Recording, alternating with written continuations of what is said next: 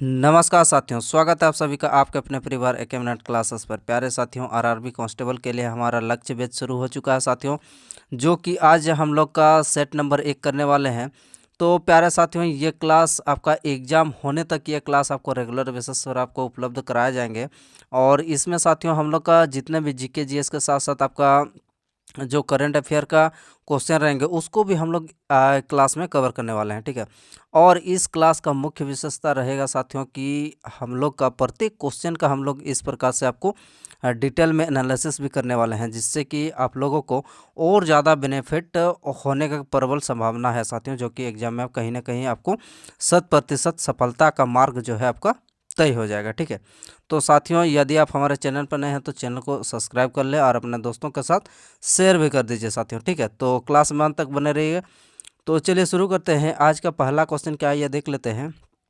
पूछा जा रहा है कि निम्नलिखित में से कौन रेमन मैग्सेसे पुरस्कार प्राप्त करने वाले पहले भारतीय संगीतकार थे, ये आपको बताना है साथियों। तो रेमन मैग्सेसे पुरस्कार प्राप्त करने वाले पहले भारतीय संगीतकार कौन थे साथियों, तो इसका सही उत्तर आपको बताना है उस्ताद बिस्मिल्लाह खां, या फिर लता मंगेशकर, एम.एस. सुब्बुलक्ष्मी, या फिर आपको पंडित रविशंकर। तो इसका सही उत्तर क्या हो जाएगा साथियों, तो इसका सही उत्तर हो जाएगा हम लोग का ऑप्शन नंबर 3, यानी कि एम.एस. सुब्बुलक्ष्मी आपका सही उत्तर हो जाएगा। तो आइए इस क्वेश्चन का हम लोग डिटेल में एनालिसिस करते हैं। तो इस प्रकार से आप देख सकते हैं इस क्वेश्चन का हम लोग का सही उत्तर क्या हो गया, एम.एस. सुब्बुलक्ष्मी हो गया, जो कि भारतीय कर्नाटक गायिका एम.एस. सुब्बुलक्ष्मी मदुरई तमिलनाडु से यहाँ पर बिलोंग करती है। और इसको जो है भारत रत्न पाने वाले प्रथम कलाकार थी, ये आपका इम्पोर्टेंट है। उसके बाद साथियों अगला हम लोग का कुछ इंपॉर्टेंट फैक्ट देख लेते हैं, जैसे कि यहाँ पर देख सकते हैं कि इनको 1974 में वह रेमन मैग्सेसे पुरस्कार अर्जित करने वाली पहली भारतीय कलाकार बनी है। ये आपका मोस्ट इम्पोर्टेंट है, ये हम लोग का क्वेश्चन में पूछा गया है। उसके बाद ये जो है 1966 में इसको संयुक्त राष्ट्र महासभा में क्या समक्ष प्रदर्शन करने वाली पहली भारतीय, ये भी हम लोग का पूछ लिया जाता है। तो इसीलिए इससे संबंधित जितने भी हम लोग का एक्स्ट्रा फैक्ट था उसको हम लोगों ने देख लिया। उसके बाद हम लोग देखेंगे कि अगला हम लोग का जो एडिशनल इन्फॉर्मेशन है उसको भी हम लोग का देख लेते हैं। चलिए, इससे संबंधित हम लोग का जितने भी फैक्ट बनते हैं उसको हम लोग देख लेते हैं। जैसे कि आप देख सकते हैं कि उस्ताद अल्लाह रखा खां, इसके बारे में देख लेते हैं। तो ये भारतीय तबला वादक हैं, ठीक है। उस्ताद अल्लाह रखा खां जो हिंदुस्तानी शास्त्रीय संगीत के विशेषज्ञ थे। इनको पद्मश्री कब मिला है, तो 1977 में मिला है। और अकादमी पुरस्कार भी इसको दिया गया है। अब बात करते हैं साथियों हम लोग का लता मंगेशकर, ये आपका इम्पोर्टेंट फैक्ट है। लता मंगेशकर, इसको पता है, भारतीय पार्श्व गायिका है। और साथियों इसको किस नाम से जाना जाता है, तो क्वीन ऑफ मेलोडी, और आपका क्या नाइटिंगेल ऑफ इंडिया, और अ, यहाँ पर क्या है साथियों, वॉइस ऑफ मिलियनेंस से उनकी उपलब्धि, अच्छा ये उपलब्धियाँ हैं, ठीक है। ये जो है इनको किस नाम से जाना जाता है, तो इनको स्वर कोकिला के नाम से जाना जाता है। तो कौन, ये लता मंगेशकर को ये जो उपलब्धियां हैं इनको मिला है। उसके बाद यहाँ पर आप देख सकते हैं कि कुछ इंपॉर्टेंट है, आगे देख लेते हैं साथियों। तो अगला हम लोग का कुछ इंपॉर्टेंट देख लेते हैं, जैसे आपका पंडित रविशंकर से संबंधित क्या है, तो पंडित रविशंकर से संबंधित, ये पंडित रविशंकर किससे संबंधित है अगर पूछा जाएगा, तो ये एक सितार वादक थे पंडित रविशंकर। इनको भी भारत रत्न मिला है साथियों, कब मिला है, तो 1999 यानी कि 1999 में इनको भारत रत्न से सम्मानित किया गया। तो पहला ही क्वेश्चन यानी कि हम लोग का जो क्वेश्चन था उससे हम लोग कितना कुछ हम लोग का एक्स्ट्रा फैक्ट देख लिए। तो इस प्रकार से जो है हम लोग प्रत्येक क्वेश्चन का डिटेल में एनालिसिस करने वाले हैं, जिससे कि आपको आने वाला जो एग्ज़ाम है आपका कांस्टेबल का, उससे आपको बेहद ही फ़ायदा हो, ठीक है। चलिए, अब अगला क्वेश्चन हम लोग का क्या है साथियों, तो अगला क्वेश्चन कुछ इस प्रकार से है कि बंदोडकर गोल्फ ट्रॉफी कौन से खेल से संबंधित है, आपको बताना। तो बंदोडकर जो गोल्ड ट्रॉफी है वो कौन सा खेल से संबंधित है साथियों, तो आइए इसका सही उत्तर क्या हो जाएगा आपको बताना है। इनमें से कौन सा सही होगा, तो इसका सही उत्तर हो जाएगा ऑप्शन नंबर 1, फुटबॉल से संबंधित है बंदोडकर गोल्ड गोल्ड ट्रॉफी। आइए अब इस क्वेश्चन के बारे में यहाँ पर डिटेल में देख लेते हैं। तो ये जो है बंदोदकर, अच्छा बंदोदकर है, बंदोदकर गोल्ड ट्रॉफी आपका फुटबॉल से संबंधित है। और ये अब फुटबॉल से हो गया। अब साथियों देख लेते हैं हम लोग का ये अब एक्स्ट्रा फैक्ट में यहाँ पर जो ट्रॉफियाँ हैं और उससे संबंधित आपका जो खेल है उसके बारे में यहाँ पर देख लेते हैं। जैसे कि आपका टेनिस और टेबल टेनिस से संबंधित हम लोग का ट्रॉफियाँ क्या क्या है, कुछ महत्वपूर्ण ट्रॉफियाँ हैं उसके बारे में यहाँ पर देखेंगे। जिससे कि आपका यहाँ पर राजकुमारी चैलेंज कप, ये टेनिस और टेबल टेनिस से संबंधित है। ये राजकुमार, अगर राजकुमार मिलेगा तो आपको सीधा टिक कर देना है टेनिस में, ठीक है। अब उसी प्रकार से देख लेते हैं जैसे कि आपका गोल्फ से कौन सा ट्रॉफी है। तो गोल्फ में यहाँ पर इतने सारे हैं, तो इतना सारा आपको ध्यान नहीं रखना है। जैसे IGU हैंडीकैप, ये आपको ध्यान रखना है, और मिड एमेच्योर ट्रॉफी, और उसके बाद ये भी आपको ध्यान रखना है स्टेबल फोर्ड। ये कुछ जो है इम्पोर्टेंट इसको सिर्फ आपको ध्यान रखना है। उसी प्रकार खो खो में चलते हैं तो खो खो पर ये आपका जूनियर राष्ट्रीय चैंपियनशिप ट्रॉफी, तो इससे आपको पता चल जाएगा खो खो अगर दिया हुआ रहेगा तो खो खो से संबंधित होगा। आइए अब आगे बढ़ते हैं। तो अगला क्वेश्चन हम लोग का क्या है साथियों, तो अगला क्वेश्चन हम लोग का है courts of India past to present पुस्तक के लेखक कौन है, ये आपको बताना है कि courts of India past to present पुस्तक के लेखक आपका सही उत्तर हो जाएगा साथियों ऑप्शन नंबर 4 रंजन गोगोई साहब हम लोग का हो जाएगा, जो कि CJI के पद पर जो रह चुके हैं इससे पहले, ठीक है। अब इसके बारे में यहाँ पर देख लेते हैं। जैसे कि आपको पता है कि गुवाहाटी में आपका courts of India courts past to present पुस्तक का 80वां संस्करण का विमोचन किया गया है, जो कि रंजन गोगोई जी ने, ठीक है। अब आगे बढ़ते हैं साथियों। तो अगला हम लोग का कुछ इंपॉर्टेंट यहाँ पर फैक्ट यहाँ पर देख लेते हैं। जैसे आपका शशि थरूर के द्वारा आपका लिखी गई पुस्तक यहाँ पर क्या है, इन ग्लोरियस एम्पायर। उसके बाद क्या है, वाइट YIM हिंदू। उसके बाद क्या है, अगला है आपका फैक्स इंडिया और वुलेंस इन बगदाद, ये था आपका शशि थरूर। अब बढ़ते हैं हम लोग सत्यनाथ नायक के बारे में। अब इसके द्वारा क्या लिखा गया है, तो ये आप देख सकते हैं कि उपन्यास यहाँ पर क्या है द एम्पायर्स रिडल्स। और उसके बाद श्रीदेवी की जीवनी पर इन्होंने लिखा है। चलिए अब आगे बढ़ते हैं साथियों। तो अगला क्वेश्चन हम लोग का क्या है ये देख लेते हैं। तो अगला क्वेश्चन कुछ इस प्रकार से है, निम्नलिखित में से किस नृत्य में नर्तक अपने सिर पर जलते हुए दिए, क्या बोला जा रहा है, जलते हुए दिए और बर्तन को क्या करता है, संतुलित करता है, ये आपको बताना है। तो जलते हुए दिए और क्या बर्तन को संतुलित हम लोग का कौन सा नृत्य में किया जाता है, तो इसका सही उत्तर हो जाएगा हम लोग का ऑप्शन नंबर 4 चेरी नृत्य में ये जलते हुए दिए और बर्तन को संतुलित किया जाता है। आइए अब इस क्वेश्चन का डिटेल में यहाँ पर पूरा डिटेल में यहाँ पर दिया गया है, इसको आप देख लीजिए। महिला अपने सिर पर क्या चेरी या बर्तन रखती है और उसको क्या करती है, ये बैलेंस बनाकर रखती है। चलिए तो अब इतना सारा फैक्ट इससे क्वेश्चन से हम लोग का देख लिए। अब साथियों यहाँ पर जैसे डंगरी गज नृत्य, ये महाराष्ट्र का लोक नृत्य है, ये आपको ध्यान रखना है। महाराष्ट्र का लोक नृत्य है कौन, ये डंगरी है। अब आगे बढ़ते हैं तो आगे चलते हैं साथियों। तो अगला हम लोग का कोली नृत्य, ये भी हम लोग का किससे संबंधित है, तो ये भी हम लोग का महाराष्ट्र से मछुआरे लोक नृत्य के रूप में ये जाना जाता है। कोली नृत्य ये महाराष्ट्र से संबंधित है। आइए अब आगे बढ़ते हैं। तो तमाशा पर बात करते हैं साथियों। तो ये तमाशा भी हम लोग का क्या है, तो तमाशा जो है, ये तमाशा नृत्य ये महान समुदाय तमाशा से जुड़े हुए हैं, महार समुदाय, ठीक है। अब इसके बारे में यहाँ पर जैसे वाद्य यंत्र यहाँ पर दिया गया है, तो इतना कुछ आपको ध्यान रखना है। चलिए अब आगे बढ़ते हैं। अगला क्वेश्चन कुछ इस प्रकार से साथियों, अगला क्वेश्चन हम लोग का पूछा जा रहा है कि विश्व प्रसिद्ध नृत्यंगना गुलाबो सपेरा निम्नलिखित में से किस नृत्य शैली के लिए जानी जाती है, ये आपको बताना है। तो ये हम लोग का क्या हो जाएगा, प्रसिद्ध नृत्यांगना गुलाबो सपेरा निम्नलिखित में से कौन से नृत्य शैली से जानी जाती है, तो साथियों इसका सही उत्तर क्या हो जाएगा आपको बताना है। तो सही उत्तर हो जाएगा हम लोग का ऑप्शन नंबर 3 कलबेलिया हो जाएगा सही उत्तर। तो आइए इस क्वेश्चन के बारे में यहाँ पर देख लेते हैं। जैसे महिला सशक्तिकरण के यहाँ प्रतीक उन्होंने कलबेलिया शैली के आधार पर अपने क्या है व्यक्तिगत शैली को नृत्य विश्वविद्यालय वैश्विक प्रसिद्ध और मान्यता प्राप्त की है ये कलबेलिया। कौन? ये गुलाबो सपेरा की कहानी। अब आगे बढ़ते हैं। ये तो साथियों आपका कलबेलिया जो है आपका राजस्थान का सपेरा नृत्य शैली है ये कलबेलिया। आइए अब आगे बढ़ते हैं। तो अगला क्वेश्चन हम लोग को कुछ इस प्रकार से साथियों आपका बोला जा रहा है कि राज्यपाल के संबंध निम्नलिखित में से कौन सा कथन सही नहीं है, ये आपको बताना है। तो राज्यपाल से संबंधित हम लोग को कौन सा स्टेटमेंट जो है आपको गलत है, ये आपको बताना है।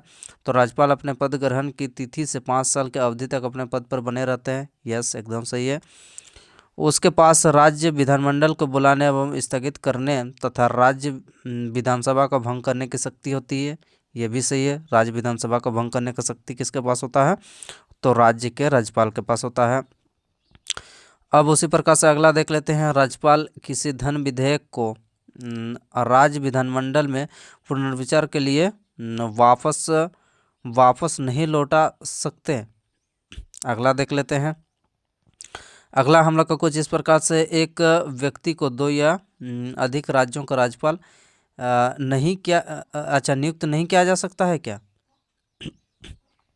2 या 2 से अधिक राज्यपाल को क्या बोला जा रहा है कि राज्यों के राज्यपाल को नियुक्त नहीं किया जा सकता है क्या?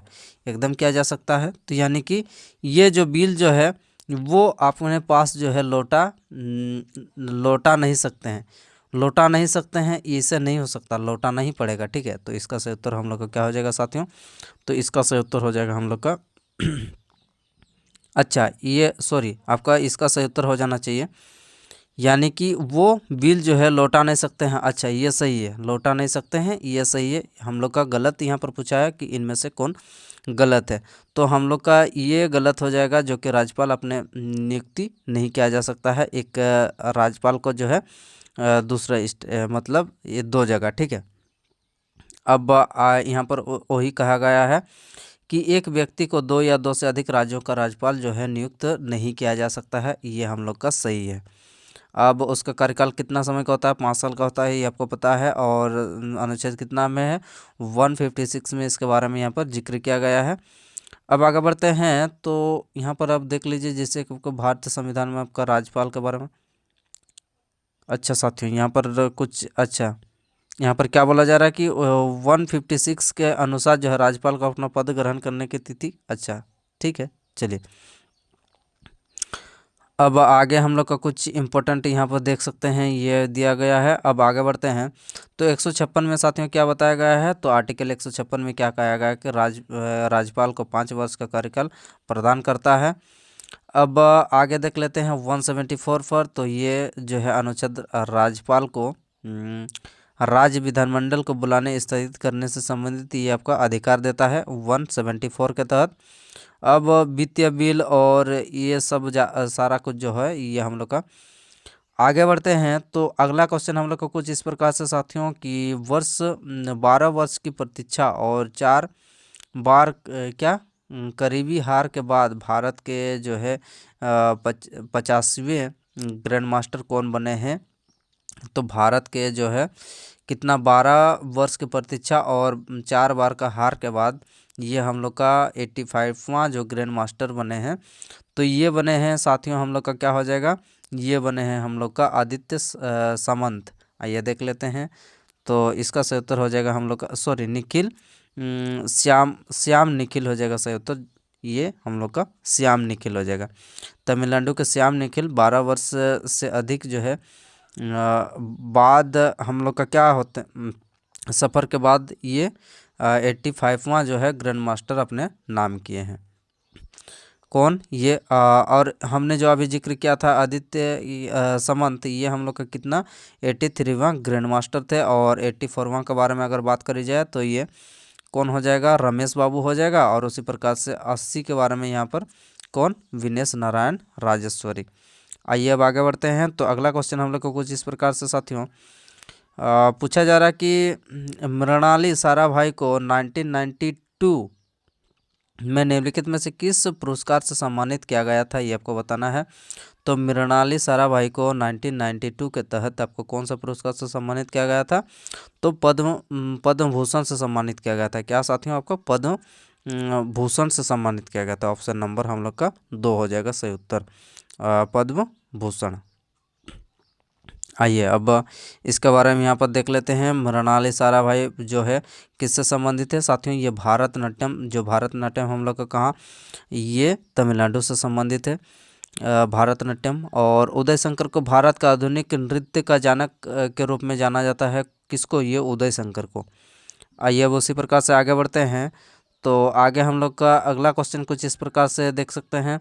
क्या बोला जा रहा है कि निम्नलिखित में से किसे लोथल स्थल का हड़प्पा सभ्यता के अवशेषों की खोज की, ये आपको बताना है। तो आपको साथियों बताना है कि हड़प्पा सभ्यता का जो है खोज किसके द्वारा किया गया है, ये आपको बताना है। तो हड़प्पा का खोज किसने किया गया है साथियों, तो हड़प्पा का आपको बताना है कि दयाराम साहनी के द्वारा आपका हड़प्पा। अच्छा, यहाँ पर लोथल स्थल, अच्छा लोथल स्थल पर हड़प्पा के अवशेषों की खोज, लोथल स्तर पर हड़प्पा, लोथल कौन सा नदी के किनारे है, तो लोथल हम लोग का क्या हो जाएगा, लोथल आपको बताना है। कमेंट बॉक्स में बताइएगा लोथल आपका कौन सा, तो लोथल हम लोग का हो जाएगा आपका भोगवा नदी के किनारे बसा है, ठीक है। तो इसी प्रकार से हम लोग का हड़प्पा कौन सा हो जाएगा, हड़प्पा हम लोग का SR राव के द्वारा हम लोग का ये लोथल स्तर पर हड़प्पा के अवशेषों की खोज जो है ये SR राव के द्वारा खोजा गया है। आइए अब इस क्वेश्चन के बारे में यहाँ पर डिटेल में देख लेते हैं। तो ये कुछ इस प्रकार से है साथियों, SR राव लोथल स्थल पर हड़प्पा के अवशेषों के बारे में यहाँ पर खोजा है। और वर्तमान में गुजरात, ये देख सकते हैं भोगवा, ये हम लोग अभी कहा था ना भोगवा, भोगवा और साबरमती नदियों के बीच ये हड़प्पा स्थित एक हड़प्पा स्थल है। आइए अब सिंधु घाटी सभ्यता, सिंधु घाटी सभ्यता के बारे में देख लेते हैं। तो ये सिंधु घाटी सभ्यता जो है हड़प्पा की खुदाई के बाद ये सभ्यता के रूप में ये जाना जाता है। और इसका जो है 2500 से लगभग 2500 ईसा पूर्व का है दक्षिण एशिया में। उसी प्रकार से मोहनजोदड़ो और हड़प्पा का पता लगाया गया है ये 1920 के दशक में भारतीय पुरातत्व विभाग ने। अब आगे बढ़ते हैं साथियों। तो अगला क्वेश्चन हम लोग का अच्छा कलिबंगन के बारे में यहाँ पर देख लेते हैं। जैसे कि आपका कलिबंगन, कलिबंगन कौन सा, कलिबंगन राजस्थान में घग्गर नदी के तट पर है। और आगे देख लेते हैं जैसे बनवाली, तो बनवाली हम लोग का हरियाणा के फतेहाबाद ज़िले में, जो कि बिस्ट के द्वारा हम लोग का ये खुदाई यानी कि खोजा गया है। आइए अब आगे बढ़ते हैं। तो अगला क्वेश्चन हम लोग का कुछ इस प्रकार से साथियों कि निम्नलिखित में से कौन सा बाघ अभयारण्य सबरीमाला में संरक्षित स्थान पर स्थित है, ये आपको बताना है। सबरीमाला के संरक्षित स्थान पर कौन सा जो है अभयारण्य स्थित है, तो ये हो जाएगा हम लोग का सबरीमाला कहाँ है, तो केरल में है। तो केरल में कौन सा हो जाएगा, केरल में आपका पेरियर हो जाएगा केरल। आइए अब आगे बढ़ते हैं। तो इस क्वेश्चन का हम लोग का क्या हो जाएगा, आपका ऑप्शन नंबर 4 हो गया। सबरीमाला मंदिर जो है ये पेरियर बाघ अभयारण्य के अंदर स्थित है। और उसी प्रकार से यहाँ पर परम्बिकुलन जो है वन्यजीव अभयारण्य, ये हम लोग का कहाँ साथियों, तो ये भी हम लोग का केरल में स्थित है। और उसी प्रकार से मुदुमलाई जो है ये आपका मुदुमलाई राष्ट्रीय उद्यान भारत में बाघ अभयारण्य के लिए प्रसिद्ध है, जो कि कहाँ स्थित है साथियों, ये मुदुमलाई हम लोग का तमिलनाडु राज्य में कोयम्बटूर शहर के उत्तर पश्चिम क्षेत्र में स्थित है। कौन, ये मुदुमलाई तमिलनाडु कोयम्बटूर। आइए अब आगे बढ़ते हैं। तो पूछा जा रहा है हम लोग का कि डैश कोई भी खाद्य घटक या एक ही सामान्य संरचना के खाद्य घटकों का समूह जो पशु जीवन के समर्थ में सहायता करता है, कौन सहायता करता है साथियों, तो डैश खाद्य संघटक जो सामान्य खाद्य घटकों के समूह के रूप में जीवन क्या समर्थनों में सहायता करता है। तो इसका सही उत्तर हो जाना चाहिए साथियों हम लोग का क्या हो जाएगा आपका क्या हो जाएगा आपका पोषक तत्व हो जाएगा। क्या हो जाएगा, पोषक तत्व हम लोग का सही उत्तर हो जाएगा, जो कि कोई खाद्य घटक या एक ही समान संरचना में खाद्यों का समूह का जो पशु जीवन ये क्या करता है, पशु का जीवन यापन या फिर मनुष्य का जीवन यापन करने के लिए क्या हो जाएगा, ये पोषक तत्व ही हो जाएगा। आइए, ये हम लोग का हो गया पोषक तत्व। तो ये आप देख सकते हैं पोषक तत्व, ये कुछ आपका इंपॉर्टेंट है। जैसे आपका पोषक तत्वों में 6 श्रेणियों में जीवित रहने के लिए हर जीवित जीव के लिए आवश्यक है क्या? पानी चाहिए, प्रोटीन चाहिए, कार्बोहाइड्रेट चाहिए, वसा, लिपिड और विटामिन। उसके बाद ये खनिज पदार्थ, ये जो है पोषक तत्व, ये सामान्य घटक, खाद्य घटक या खाद्य घटकों के समूह के रूप में परिभाषित किया गया है, जो कि पशु जीवन के समर्थन में सहायता करता है। आइए अब आगे बढ़ते हैं। तो अगला क्वेश्चन हम लोग को कुछ इस प्रकार से साथियों, निम्नलिखित में से कौन सा सोडा लाइम है, ये आपको बताना है। तो साथियों आपका कौन सा सोडा लाइम है आपको बताना है। तो सोडा लाइम क्या हो जाएगा आपका? NaOH क्या हो जाएगा आपका? NaOH यानी कि सोडियम हाइड्रोक्साइड आपका, और उसके बाद आपका कैल्शियम ऑक्साइड। सोडियम हाइड्रोक्साइड हो गया और उसके बाद आपका कैल्शियम ऑक्साइड। तो ये देख सकते हैं सोडियम हाइड्रोक्साइड हो जाएगा आपका NaOH, और उसके बाद आपका कैल्शियम ऑक्साइड CaO। ये मिश्रण को हम लोग क्या बोलते हैं? आपका सोडा लाइम कहा जाता है। और सोडा लाइम का रासायनिक सूत्र के बारे में देखा जाए तो ये होता है CaHNaO2। चलिए अब आगे बढ़ते हैं। तो अगला क्वेश्चन हम लोग को कुछ इस प्रकार से साथियों आइए देख लेते हैं। बोला जा रहा है कि राज्य के महाधिवक्ता को निम्नलिखित में से किसके द्वारा जो है हटाया जाता है, ये आपको बताना है। तो राज्य के महाधिवक्ता को किसके द्वारा हटाया जाता है साथियों? राज्य का महाधिवक्ता जो होता है वो हम लोग का राज्य के राज्यपाल के द्वारा हटाया जाता है। ये हो जाएगा सही उत्तर। क्या हो जाएगा हम लोग का? ऑप्शन नंबर 3, राज्य के राज्यपाल के द्वारा राज्य के महाधिवक्ता को हटाया जाता है। तो ये हम लोग का उत्तर हो गया। अब महाधिवक्ता के बारे में यहाँ पर डिटेल में देख लेते हैं। जैसे आपका राज्य के महाधिवक्ता का अनुच्छेद कितना में जिक्र किया जाता है? तो 165 में राज्य का महाधिवक्ता यानी कि भारत का महान्यायवादी से आपका मेल खाता है। ठीक है, भारत का महान्यायवादी कितना में है? आपका आर्टिकल नंबर आपका 76 में है। इससे भी आपको ध्यान रखना है। और नियुक्ति और अवधि के बारे में यहाँ पर देख सकते हैं कि महाधिवक्ता की नियुक्ति राज्य के राज्यपाल आपका करता है, और ऐसे व्यक्ति होना चाहिए जो उच्च न्यायालय का न्यायाधीश नियुक्त होने योग्य होना चाहिए। और ये कुछ नियुक्तियां हैं। चलिए आगे बढ़ते हैं साथियों। तो अगला क्वेश्चन हम लोग को कुछ इस प्रकार से है, पूछा जा रहा है कि विश्व मौसम विज्ञान दिवस 2024 का विषय क्या रहा है, ये आपको बताना है। तो विश्व मौसम विज्ञान दिवस 2024 का थीम क्या था, तो ये आपको बताना है। तो इसका सही उत्तर हो जाएगा साथियों आपका, क्या हो जाएगा आपका? मौसम विज्ञान, ये हो जाएगा आपका जलवायु कार्रवाई की अग्रिम शक्तियाँ। क्या हो जाएगा? ऑप्शन नंबर 3, जलवायु कार्रवाई की अग्रिम शक्तियाँ। ये विश्व मौसम विज्ञान दिवस 2024 का थीम रहा है। अब इस प्रकार से ये हम लोग का हो गया है। अब आगे बढ़ते हैं। तो अगला क्वेश्चन हम लोग को कुछ इस प्रकार से साथियों कि बोला जा रहा है कि बधवाना आर्द्रभूमि किस राज्य में स्थित है, ये आपको बताना है। तो साथियों आपका बधवाना आर्द्रभूमि जो है ये आपका कौन सा राज्य से संबंधित है साथियों? तो आइए देख लेते हैं। तो ये बधवाना जो है ये बधवाना आर्द्रभूमि आपका कौन सा राज्य से? तो ये आपका गुजरात राज्य से संबंधित है। आइए अब आगे बढ़ते हैं। तो ये कुछ इस प्रकार से इसके बारे में आपका डिटेल यहाँ पर पूरा दिया गया है। आगे बढ़ते हैं। तो आगे हम लोग का यहाँ पर गुजरात का क्या हो जाएगा आपका? गुजरात में टोटल कितने राज्यसभा सीटें हैं? 11 है, और लोकसभा की सीटों की संख्या आपका टोटल 26 है।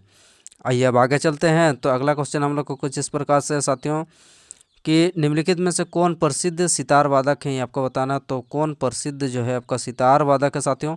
तो इनमें से आपका सितार वादक प्रसिद्ध जो है ये अनुष्का शंकर प्रसिद्ध सितार वादक ही इनमें से है। जैसे उस्ताद उस्मान खां का आपका संबंध किससे, ये आपको बताना है। उसके बाद किशन महाराज, ये कमेंट बॉक्स में बताना है। और अली अहमद हुसैन, ये तीनों आपको कमेंट बॉक्स में बताना है कि ये कौन से वाद्य यंत्र से संबंधित है। आइए अब अनुष्का शंकर ये हम लोग का सितार वादक है, ये हमने देख लिया है। उनके पास 7 ग्रैमी पुरस्कार नामांकन है। आइए अब चलिए अब हम लोग डिटेल में देख लेते हैं साथियों। प्रत्येक यहाँ पर जो वादक और उसके बाद उससे संबंधित हम लोग का जो महत्वपूर्ण व्यक्तित्व, आइए अब देख लेते हैं। जैसे कि आपका पहला है पंडित रविशंकर, किससे संबंधित है? पंडित रविशंकर आपका संतूर से। उसी प्रकार पंडित रविशंकर राहुल, तरुण भट्टाचार्य और अभय सोपौरी, ये सारे हम लोग का किससे संबंधित है? संगीत से संबंधित है। अब तबला पर देख लेते हैं। तो तबला से संबंधित कौन कौन है? उस्ताद जाकिर हुसैन, अल्लाह रखा खान और उस्ताद तफू खान, ये सारे कितने कौन है, ये आपका तबला वादक हैं। उस्ताद जाकिर हुसैन, अल्लाह रखा और उस्ताद दफू खान। उसी प्रकार से सरोद से संबंधित कौन है, तो सरोद से हम लोग का अली अकबर खान, ये महत्वपूर्ण है साथियों, आपका पूछ लिया जाता है। अमजद अली खान, ये भी हम लोग का इम्पोर्टेंट है। और अलाउद्दीन खान, ये तो तीनों हम लोग का सरोद से संबंधित है, अकबर खान, अली, अमजद अली खान। अब बढ़ते हैं हम लोग बांसुरी पर। तो बांसुरी वादक कौन है, हरिप्रसाद चौरासी आपका इंपॉर्टेंट है, बांसुरी से संबंधित है। आइए अब आगे हम लोग का बीणा वादक पर बात करते हैं। साथियों हम लोग का बीणा वादक कौन, असद अली खान बीणा वादक है। और ये उतना ज़्यादा इंपॉर्टेंट नहीं है, असद अली आपका डायरेक्ट पूछ लिया जाता है। पंडित रविशंकर, ये सितार वादक है, ये हम लोग का इम्पोर्टेंट है। और परवेज खान, ये भी आपका सितार वादक, इसको भी आपको ध्यान रखना है। और क्या बुधादित्य मुखर्जी, ये भी सितार वादक। और अनुष्का शंकर, अभी हम लोग का क्वेश्चन में पूछा गया था, ये हम लोग का सितार वादक है, अनुष्का शंकर। पंडित रविशंकर, आपका परवेज खान और बुधादित्य मुखर्जी, और उसके बाद आपका अनुष्का शंकर, ये चारों जो है आपका सितार वादक हैं।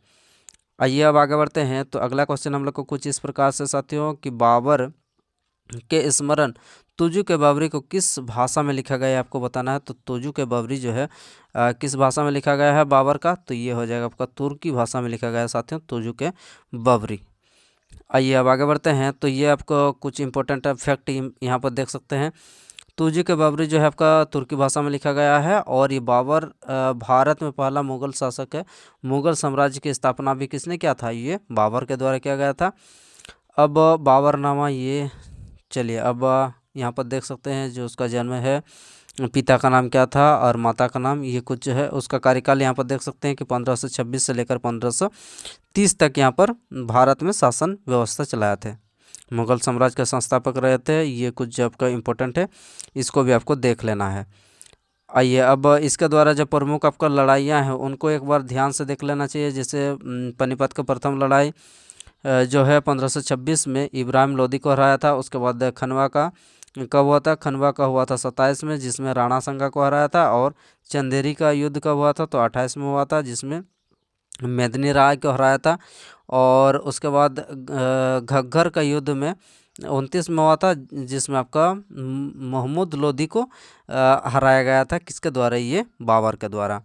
अब कुछ इंपॉर्टेंट यहाँ पर देख लेते हैं। जैसे अब्दुल रहीम खान ने तुझे के अब्दुल रहीम खान के द्वारा आपका तुझे के बाबरी फारसी में आपका अनुवाद किया गया था, इनका बाबरनामा रखा, ठीक है। आइए अब आगे बढ़ते हैं।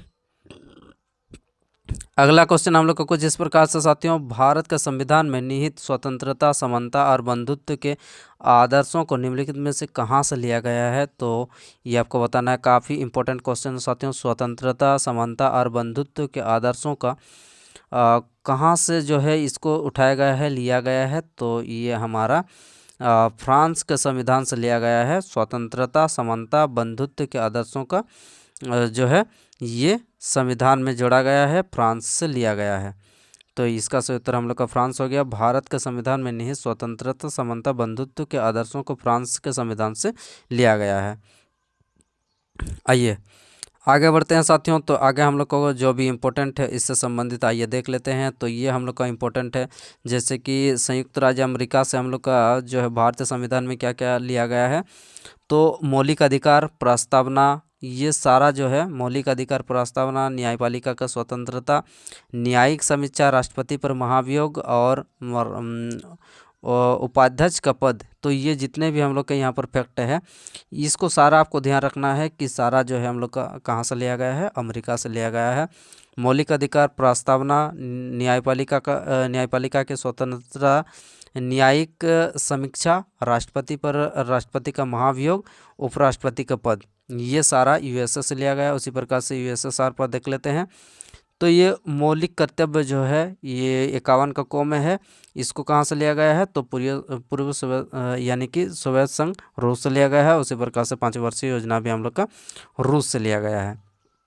आइए अब आगे बढ़ते हैं। तो अगला क्वेश्चन हम लोग को कुछ इस प्रकार से साथियों कि जापान में जो है, जापान से क्या लिया गया है, तो जापान में हम लोग को विधि द्वारा स्थापित प्रक्रिया, ये जापान से लिया गया है। विधि द्वारा क्या है, विधि द्वारा स्थापित प्रक्रिया, ये जापान से। अब ब्रिटेन से ये क्या लिया गया है, ये देख लेते हैं। सरकार का दायित्वपूर्ण रूप, कानून नियम, एकल नागरिकता, प्रदेश अध्यक्ष की संस्थागत, उसके बाद भूमिका और द्विसदन, ये जितने भी हम लोग का ब्रिटिश से लिया गया है। उसी प्रकार से ऑस्ट्रेलिया से क्या क्या लिया गया है, आइए देख लेते हैं। तो साथियों आपका ऑस्ट्रेलिया से क्या लिया गया है, ऑस्ट्रेलिया से हम लोग का देश के अंदर और राज्य के बीच जो है व्यापार और वाणिज्य के स्वतंत्रता के बारे में, यानी कि, और उसके बाद समवर्ती सूची के बारे में भी यहाँ पर जो है आपका ऑस्ट्रेलिया से लिया गया है। और संसद के दोनों सदनों का दोनों सदनों यानी कि लोकसभा और राज्यसभा जो होता है, वो दोनों सदन हम लोग को कहाँ से लिया गया है, तो ये सारा आपका ऑस्ट्रेलिया से लिया गया है। संयुक्त अधिवेशन कितना है आपका, आर्टिकल 108 में है। और उसको अध्यक्षता कौन करता है, लोकसभा का अध्यक्ष करता है, ये भी आपको ध्यान रखना है। चलिए अब आगे बढ़ते हैं। तो अगला क्वेश्चन हम लोग को कुछ इस प्रकार से है कि मिनिंडर जिसे पवित्र व्यक्ति नागसेन द्वारा बौद्ध धर्म के परिवर्तन किया गया था, आपका देश से संबंधित ही आपको बताना है। तो ये हम लोग का भारतीय यूनानी शासक था। कौन था, ये भारतीय यूनानी शासक था मिनिंडर, जिसे पवित्र व्यक्ति नागसेन द्वारा बौद्ध धर्म में परिवर्तित किया गया था, भारतीय यूनानी शासक था। ये आप देख सकते हैं, भारतीय यूनानी शासक है। अब आगे बढ़ते हैं। अगर हम लोग को कुछ इंपॉर्टेंट यहाँ पर देख सकते हैं, यूक्राइड से ग्रीको बैक्ट्रियन राजा थे।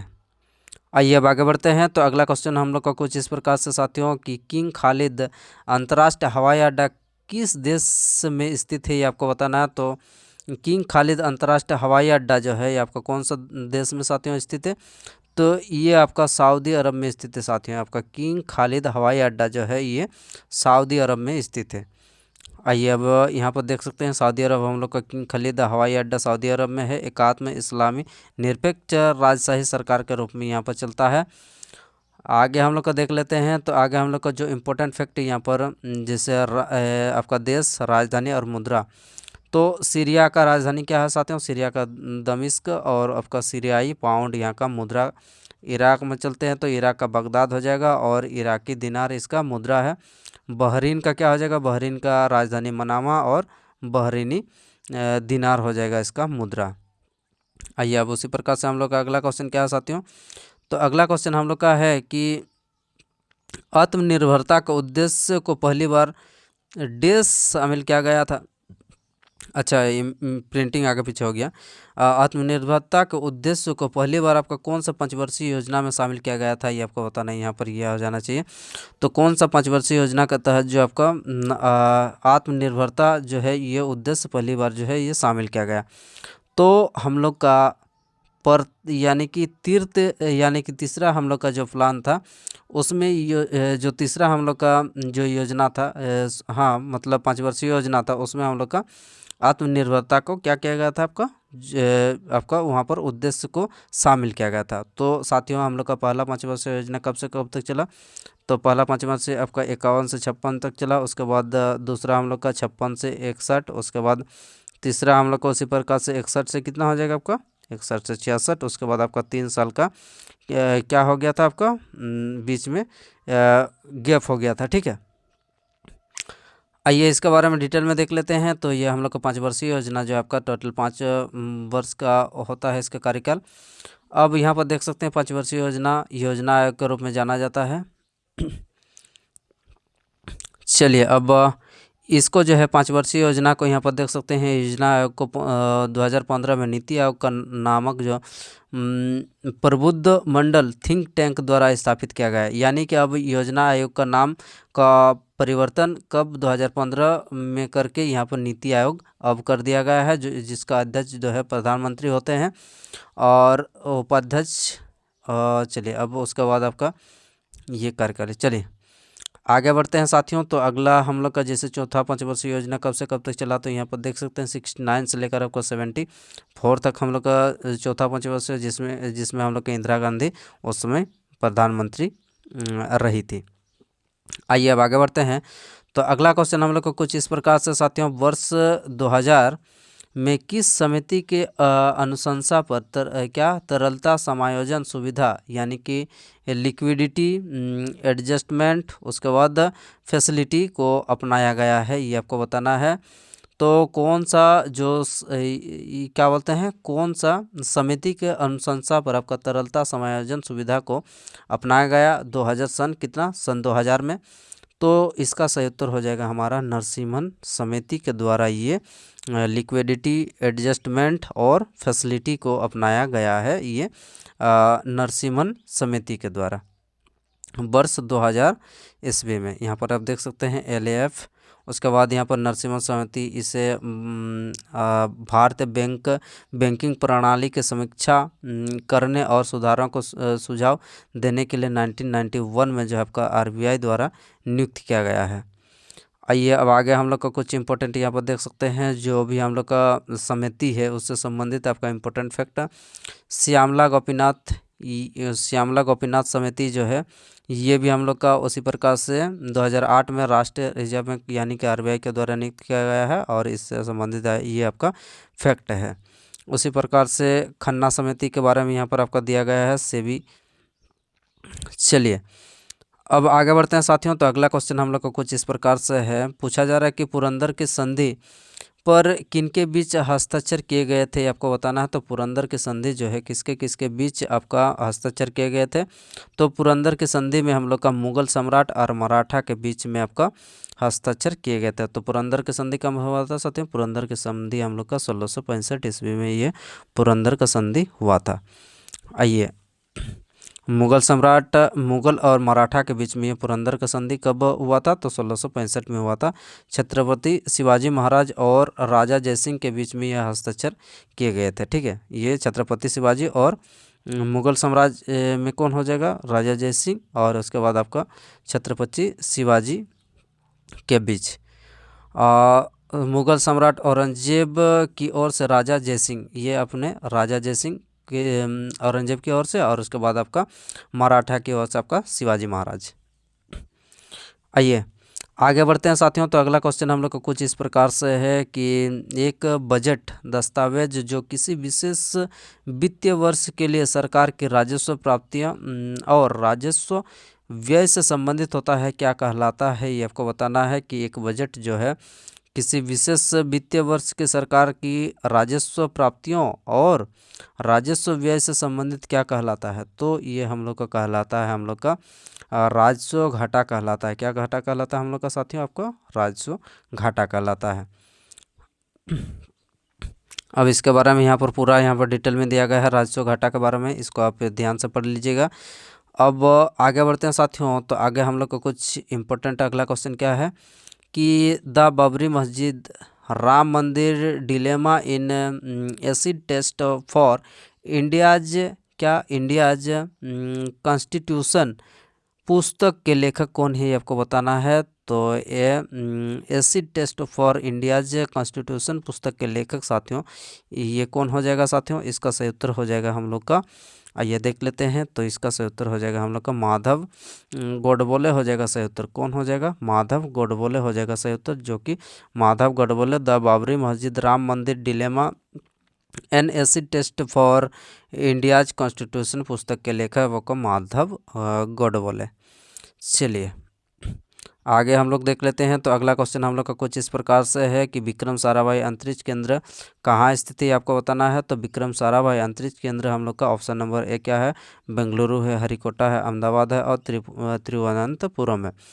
तो साथियों विक्रम साराभाई अंतरिक्ष केंद्र कहाँ है साथियों, तो ये हम लोग का हो जाएगा आपका ऑप्शन नंबर 4 होना चाहिए। क्या हो जाएगा आपका, तिरुवनंतपुरम हो जाएगा, जो कि विक्रम साराभाई अंतरिक्ष केंद्र कहाँ, ये तिरुवनंतपुरम। तिरुवनंतपुरम प्रक्षेपण वाहन प्रौद्योगिकी के डिजाइन और विकास के लिए इसरो का प्रमुख केंद्र है। ठीक है, आगे देख लेते हैं। तो आगे हम लोग का जो अंतरिक्ष का नाम और उसके बाद यहाँ पर शहर, यहाँ पर कुछ इंपॉर्टेंट आपका देख सकते हैं, जैसे सतीश धवन लॉन्चिंग सेंटर आपका कहाँ है, सतीश धवन श्रीकोटा आंध्रा में है। उसी प्रकार से आपका रिमोट सेंसिंग जो है आपका दूरसंचार, ये अहमदाबाद गुजरात में है। अंतरिक्ष अनुप्रयोग केंद्र यानी कि रिमोट सेंसिंग यह आपका दूरसंचार के लिए अहमदाबाद गुजरात, उसके बाद इसरो लिमिटेड ये कुछ जो है ये आपका बेंगलुरु में है। तो ये हम लोग का पूछा गया था। तो भारतीय अंतरिक्ष अनुसंधान संगठन इसका कहाँ है, ये आपका बेंगलुरु कर्नाटक में है। और उसी प्रकार से आपका विक्रम साराभाई और रॉकेट लॉन्चिंग केंद्र ये आपका केरल के तिरुवनंतपुरम में है। राष्ट्रीय सुदूर संवेदी केंद्र कहाँ है साथियों, तो यह हैदराबाद तेलंगाना में है। तो इस प्रकार से साथियों आज का क्लास हम लोग का यहीं पर समाप्त होता है। क्लास कैसा लगा कमेंट बॉक्स में ज़रूर बताइए। और साथियों आपका यदि आप हमारे चैनल पर नए हैं तो चैनल को जाकर जल्दी से सब्सक्राइब कर लें और अपने दोस्तों के साथ शेयर भी कर दीजिए साथियों, ठीक है। तो चलिए फिर अगला हम लोग नेक्स्ट क्लास में मिलते हैं साथियों, धन्यवाद।